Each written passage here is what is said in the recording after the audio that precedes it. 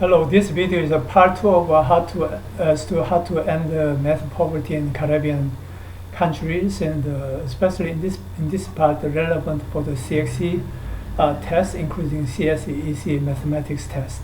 So the first part where I basically talk about my past USL and the MMU and how they are relevant to radically boost the math performance of the students in general super quickly.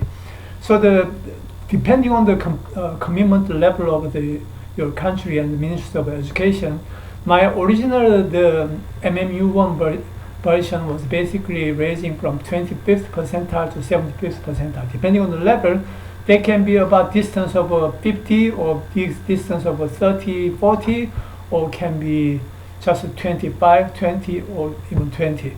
So this is depending on the level of the commitment and communication. So first of all, I'm going to give the example of generally how they look like over the past 10, 20, 30 years, and math, the pass rate increased, for instance, especially in CSEC in the Caribbean countries. So in this case, the average CSEC post 20 years, almost no growth. And visually speaking, if this is the kind of thing, very almost horizontal growth, not much increasing, perhaps 10%, 20% increasing 10, 20, 30 years. Instead of that, over the next 3, 4, 5 years or so, maximally increasing 20, 30, 40, even more is basically what I'm intending to do. Visually speaking, the slope of a tiny bit, but 20 years, almost 20 years of not even 10% increasing versus 20, 30, 40% or more increasing in the next 3, 5 years. So the example in the Caribbean countries do that, but before you do that, if you look at the PISA, this is relevant for the Caribbean country as well. If you go to Northeast Asian country, the top 5, 6, 7, the math best country in the world, in these countries, math average is higher than reading country. But if you look at the PISA, entire about 10 Latin American countries, math is much worse than reading. Reading is like, statistically speaking, about 1 year in average, about 1 year behind the reading in math in entire Latin American country, depending on the country, of course. And the similar kind of thing happened in the Caribbean country. So in 2001, which is about 21 years ago, if you look at this is the English average, and this is the math average, about 20, 30% average behind. And the average is like 25%. The English is better than the mathematics. You see the point? Yeah. And this is 20 years ago, not much change. If you look at the Guyana over the past 30 years, this is the difference. Yeah. About 2.5 times higher, faster increase of the pass rate of the English A compared to the mathematics. You see the point?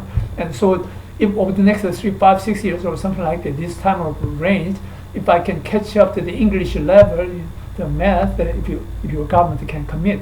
Otherwise, realistically, no. And this is in Guyana's case, the oil discovery, rapid shooting up the gray area is something that expected the GDP per capita growth, and this kind of thing can make more flexible for the government to invest on the education. CNCC about another thing about over the 20 years versus what I'm trying to achieve. So if you go to over the past about 7 years, about 7 countries, you can see, if you can pause and you take a look if you want. Basically, they are either horizontal or getting worse past 7 years, yeah, until 2021 versus what I'm trying to achieve. And if you see May-June test versus annual average, etc., you got the point. Over the past 18 years, not much changing. Cayman Island, again, English is rising much faster than mathematics, about 20-30% of a point difference versus what I can do. And how about Dominica? Again, 5 years is getting worse in mathematics, and about 10% point decreasing versus what I can do. For the country, about 50% of pass rate to the mathematics, and this is the point. Santa Lucia, again, for the past 5 years, English is there, math horizontal versus what I can do. And the Santa Lucia, again, the longer period of time, and the English is getting much better over the past just 5, 6 years, and 6 years, and the math